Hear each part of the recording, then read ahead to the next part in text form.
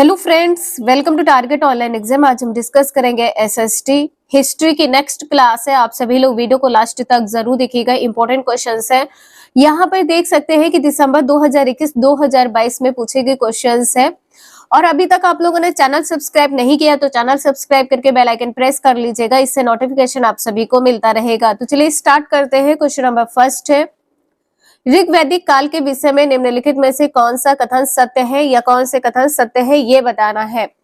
निम्न में से सही विकल्प का चयन कीजिए। तो सबसे पहले यहाँ पर आप सभी लोग ध्यान रखिएगा, जो ऋग्वैदिक काल में राजा होते थे, राजा का निर्वाचन प्रजा के द्वारा किया जाता था। राजा का निर्वाचन सभी को पता है किसके द्वारा किया जाता था, प्रजा के द्वारा किया जाता था।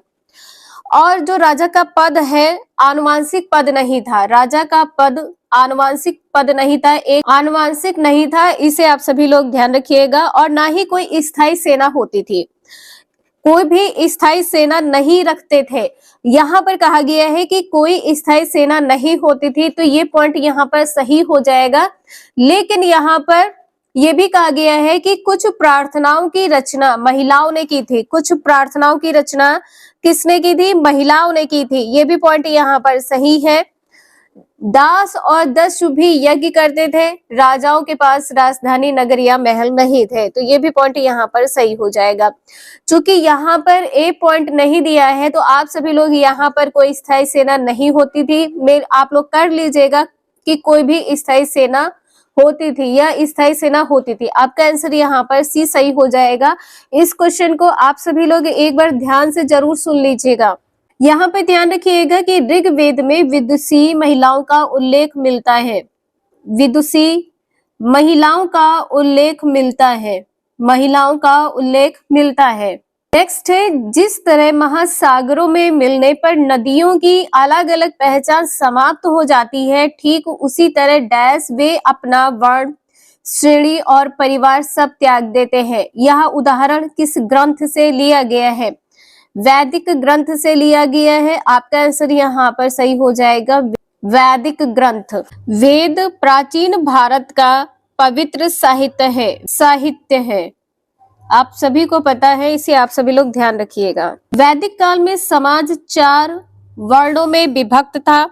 4 वर्ण कौन से थे? ब्राह्मण, क्षत्रिय, वैश्य, शूद्र। ब्राह्मण, क्षत्रिय, वैश्य, शूद्र। यहाँ पर ध्यान रखिएगा, उत्तर वैदिक काल में कर कौन चुकाता था? कर केवल वैश्य ही चुकाते थे, कर केवल वैश्य ही चुकाते थे। गोत्र शब्द का उल्लेख सर्वप्रथम कहाँ देखने को मिला है? वैदिक काल के अथर्ववेद में। वैदिक काल के अथर्ववेद में। ऋग्वैदिक काल में महिलाओं का सभा में प्रवेश वर्जित था। महिलाओं का सभा में प्रवेश वर्जित था, आप सभी को पता है, ध्यान रखिएगा। उत्तर वैदिक काल में ही 4 प्रकार के बर्तनों का उल्लेख मिला है, या 4 प्रकार के बर्तनों से परिचित हुए हैं। बर्तनों को क्या कहा गया है? मृद भांड। बर्तनों को मृत भांड कहा गया है। नेक्स्ट है, निम्नलिखित में से कौन सा विषम जोड़ा है ये बताना है। दार्शनिक परंपरा और संस्थापक। संस्थापक यहाँ पर वैशेषिक। थर्ड का आंसर यहाँ पर क्या सही हो जाएगा? उलूक। इसके बाद में न्याय के संस्थापक, न्याय दार्शनिक परंपरा के स्थापक कौन है? गौतम है। योग के सभी को पता है, पतंजलि है। जैमिनी किसके संस्थापक है? पूर्व मीमांसा के। जैमिनी पूर्व मीमांसा के संस्थापक हैं। नेक्स्ट है, निम्न कथनों पर विचार करें और सही विकल्प का चयन करें। कथन ए दिया है कि आज से लगभग 2000 साल पहले चरक नाम के एक वैद्य पैदा हुए थे। उन्होंने कहा था कि मनुष्य के शरीर में 360 हड्डियां होती हैं। ये पॉइंट यहाँ पर आपका सही हो जाएगा। कथन बी दिया है कि दांतों के जोड़ और उपस्थितियों के संयोजन से चरक इस संख्या पर पहुंचे थे। ये आंसर यहाँ पर आपका पहला सही हो जाएगा, ए और बी यहाँ पर दोनों सही है। किसी भी क्वेश्चन में कोई डाउट लगता है आप लोगों को तो प्लीज आप सभी लोग कमेंट करके जरूर पूछ लीजिएगा। नेक्स्ट है प्रारंभिक काल से शुरू करके आरोही क्रम में निम्नलिखित को सजाएं। फिफ्थ का आंसर यहाँ पर क्या सही हो जाएगा? वेदों की रचना की शुरुआत आरोही क्रम में कहा है, बढ़ते क्रम में। महापाषाणों के निर्माण की शुरुआत इनाम गांव के कृषकों का निवास, इसके बाद में चरक। तो आपका आंसर यहाँ पर क्या सही हो जाएगा? ए बी सी डी, ये सीक्वेंस से यहाँ पर लगे हुए हैं, ध्यान रखिएगा आप लोग। कब्र में बर्तन रखने के साक्ष्य कहाँ से प्राप्त हुए हैं? इनाम गांव से प्राप्त हुए हैं। कब्र में बर्तन रखने के साक्ष्य कहाँ से प्राप्त हुए हैं? इनाम गांव से। नेक्स्ट है रावी नदी का प्राचीन नाम था। रावी नदी का प्राचीन नाम क्या था? 6 का आंसर यहाँ पर सी सही हो जाएगा, परुष्णी। नेक्स्ट है ऋग्वेद के विषय में निम्नलिखित 3 कथनों पर विचार कीजिए और सही उत्तर का चयन कीजिए। यहाँ पर देख सकते हैं 2018-2016 में पूछा गया क्वेश्चन है। तो 7th का आंसर यहाँ पर क्या सही हो जाएगा? ऋग्वेदिक काल का समय कब से कब तक माना जाता है? 1500 ईसा पूर्व से 1000 ईसा पूर्व का समय माना जाता है। यहाँ पर आपका आंसर क्या सही हो जाएगा? केवल यहाँ पर सी सही होगा। इनमें 1000 से अधिक प्रार्थनाएं हैं। यहाँ पर कहा गया है कि इसकी रचना प्राकृत में की गई है, प्राकृत नहीं होगा। ऋग्वेद की रचना किसमें की गई है? वैदिक संस्कृत में की गई है, वैदिक संस्कृत में की गई है। यहाँ पर आपका आंसर डी सही हो जाएगा। डी आंसर यहाँ पर सही है, सी सही है, ए व बी यहाँ पर गलत है। ऋग्वेद में कितने मंडल है? ऋग्वेद में 10 मंडल है, 10 मंडल है।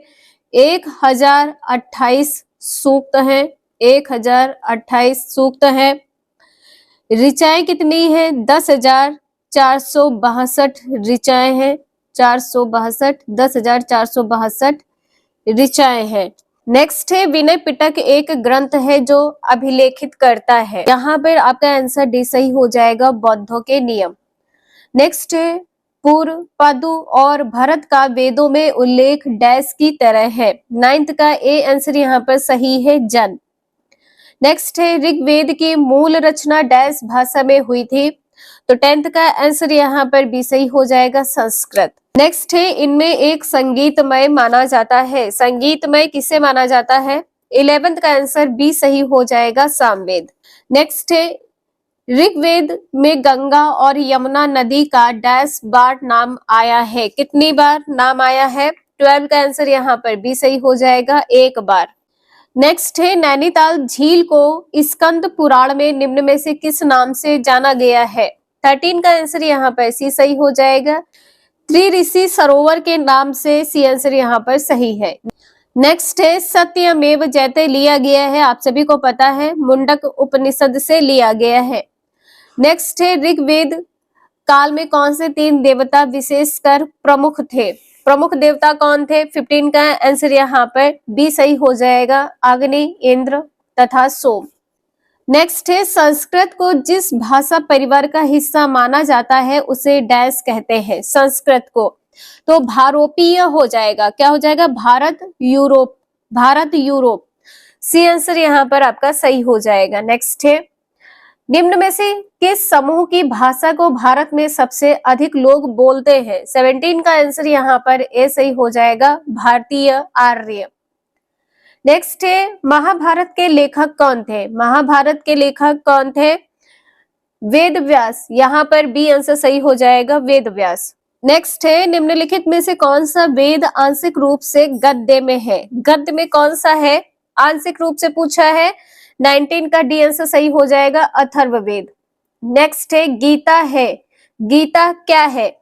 महाभारत का एक भाग है, यहाँ पर डी आंसर सही हो जाएगा। आज के लिए इतना ही, मिलते हैं नेक्स्ट क्लास में। वीडियो यूजफुल लगे लाइक करें, चैनल को सब्सक्राइब करें एंड शेयर करें। Thank you for watching this video.